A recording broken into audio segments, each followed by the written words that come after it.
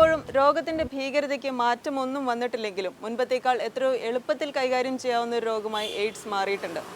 രോഗലക്ഷണങ്ങൾ പ്രകടമാകുന്നതിന് മുമ്പ് 3 മുതൽ 20 വർഷം വരെ എടുത്തേക്കാവുന്ന ക്ലിനിക്കൽ ലേറ്റൻസിയാണ് ഈ രോഗത്തെ ഗുരുതരമാക്കുന്നത്.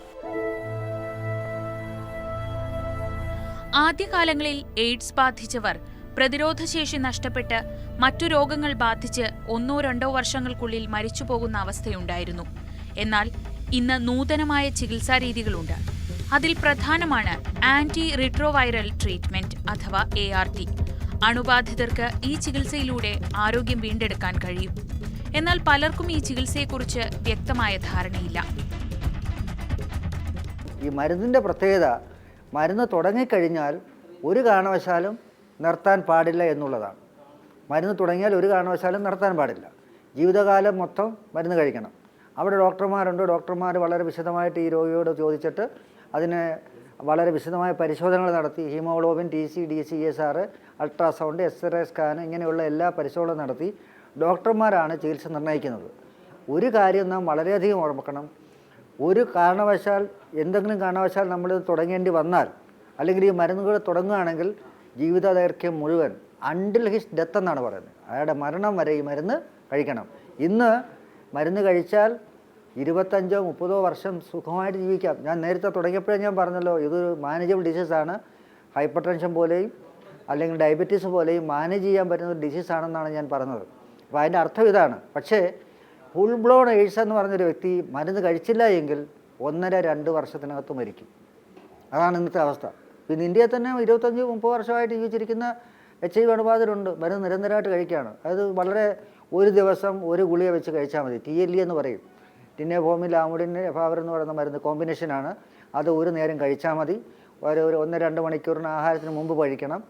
അപ്പോൾ അത് ലൈഫ് ലോങ് കഴിക്കണം. നമ്മൾ സാധാരണ കണ്ടുവരുന്ന HIV അണുബാധ വരാൻ സാധ്യതയുള്ള ലക്ഷ്യവിഭാഗങ്ങളായിട്ട് കാണുന്ന ആൾക്കാർ സ്വർഗരതിക്കരായ പുരുഷന്മാർ, സ്ത്രീ ലൈംഗിക തൊഴിലാളികൾ, മയക്കുമരുന്ന് കുത്തിവയ്ക്കുന്ന വ്യക്തികൾ, ഭിന്നലിംഗക്കാരായ വ്യക്തികൾ, ഇത്തരം ആൾക്കാരാണ്. ഇതിനെ നമ്മൾ കോർ ടാർഗറ്റ് ഗ്രൂപ്പ് എന്ന് പറയും. ഇത് കൂടാതെ ഒരു സ്ഥലത്ത് നിന്ന് മറ്റൊരു സ്ഥലത്തേക്ക് പോയി വർക്ക് ചെയ്യുന്ന migrant workers, truck drivers, truckers എന്ന് പറയുന്ന വളരെ ദീർഘദൂരം വണ്ടി ഓടിക്കുന്ന ആൾക്കാർ, ഇത്രയും ആൾക്കാരിലാണ് ഇത് കൂടുതൽ കാണുന്നത്. ആദ്യം പറഞ്ഞ 4 വിഭാഗങ്ങൾക്ക് വേണ്ടിയിട്ടാണ് നമ്മൾ ടാർഗറ്റ് ഇൻ്റർവെൻഷൻ കൂടുതലായിട്ട് നടപ്പിലാക്കിയിരിക്കുന്നത്.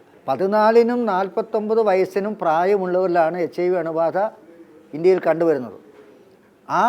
കണ്ടുവരുന്ന ആ പ്രായം വളരെ പ്രധാനമാണ്. അതുകൊണ്ടാണ് എയ്ഡ്സ് കൺട്രോൾ സൊസൈറ്റി മുഖേന ഈ പ്രായത്തിലുള്ള, അതായത് കോളേജുകളെ കേന്ദ്രമാക്കിയും ഹൈസ്കൂളുകളെ കേന്ദ്രമാക്കിയും നമ്മൾ ഇതിനെക്കുറിച്ചുള്ള വ്യാപകമായിട്ടുള്ള ബോധവൽക്കരണം നടക്കുന്നത്. എയ്ഡ്സ് ബാധിതർക്ക് ജനിക്കുന്ന കുഞ്ഞുങ്ങൾക്ക് HIV ബാധ ഉണ്ടാവാനുള്ള സാധ്യത വളരെ കൂടുതലാണ്. അതുകൊണ്ട് തന്നെ എയ്ഡ്സ് ബാധിതരായ സ്ത്രീകൾ ഗർഭിണികളാവാതിരിക്കാൻ ശ്രദ്ധിക്കുകയാണ് ഏറ്റവും പ്രധാനം. HIV ബാധിതരായ കുട്ടികളുടെ എണ്ണം ഏകദേശം 600 വരുമെന്നാണ് കണക്കുകൾ. അച്ഛനിൽ നിന്നോ അമ്മയിൽ നിന്നോ പകർന്നു കിട്ടിയ രോഗം തകർത്തെറിയുന്നത് ഒരു തലമുറയുടെ സ്വപ്നങ്ങളാണ്. ബാല്യത്തിന്റെ നിഷ്കളങ്കമായ കളിച്ചിരികളാണ്. മുൻ കാലഘട്ടങ്ങളെ അപേക്ഷിച്ച് സാമൂഹ്യ സാഹചര്യങ്ങളിൽ ഏറെ മാറ്റം വന്നിട്ടുണ്ട്. എന്നാൽ അവഗണനയുൾപ്പെടെയുള്ള ദുഷ്പ്രവണതകൾ ഇന്നും നിലനിൽക്കുന്നതായി ഈ മേഖലയിൽ പ്രവർത്തിക്കുന്നവർ പറയുന്നു. HIV ബാധിതരായ കുട്ടികൾക്ക് വിദ്യാഭ്യാസം നിഷേധിക്കുന്നതുൾപ്പെടെയുള്ള സംഭവങ്ങൾ സാക്ഷര കേരളത്തിൽ നിന്ന് തന്നെയാണ് റിപ്പോർട്ട് ചെയ്യപ്പെട്ടത്. അടുത്തിരുന്നാലും ഒരുമിച്ച് കളിച്ചാലും ഒന്നും പകരുന്ന രോഗമല്ല HIV എന്ന് ഉൾക്കൊള്ളാനാകാത്ത ഇരുണ്ട മനസ്സുകൾ ഇന്നുമുണ്ട് നമുക്ക് ചുറ്റും.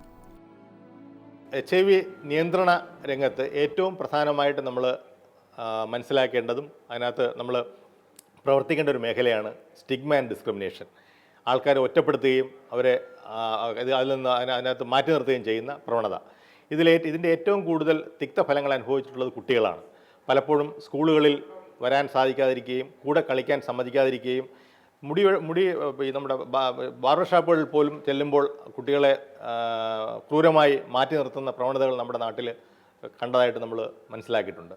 യഥാർത്ഥത്തിൽ HIV അണുബാധ നേരത്തെ സൂചിപ്പിച്ച രീതിയിലുള്ള 4 രീതിയിലല്ലാതെ വേറെ ഒരു രീതിയിലും നമ്മൾ സാമൂഹ്യമായ ഇടപെടൽ കൊണ്ടോ വ്യക്തിയുടേതുമായ ശാരീരികമായി നമ്മൾ കുട്ടിയെ സ്പർശിക്കുന്നത് കൊണ്ടോ കുട്ടിയെ എന്തെങ്കിലും തരത്തിലുള്ള രോഗം എന്തെങ്കിലും വരുമ്പോഴത്തേക്ക് ആശുപത്രിയിലോട്ട് മാറ്റുക അങ്ങനെ എന്തെങ്കിലും കാര്യങ്ങൾ ചെയ്യുമ്പോൾ ഒരിക്കലും ഒരു വ്യക്തിയിൽ നിന്ന് വേറൊരു വ്യക്തിയിലേക്ക് ഇത് മാറാനുള്ള സാധ്യതയില്ല. ഇത് മനസ്സിലാക്കാതെയാണ് പലപ്പോഴും ഈ കാര്യങ്ങളിൽ വളരെ ഗുരുതരമായ രീതിയിൽ മനുഷ്യാവകാശ ലംഘനങ്ങളും അതോടൊപ്പം തന്നെ പിഞ്ചു കുട്ടികൾക്ക് പോലും വളരെ കൂടുതൽ വേദന ഉണ്ടാക്കുന്ന അനുഭവങ്ങൾ നമ്മൾ ഉണ്ടാക്കി വരുന്നത്.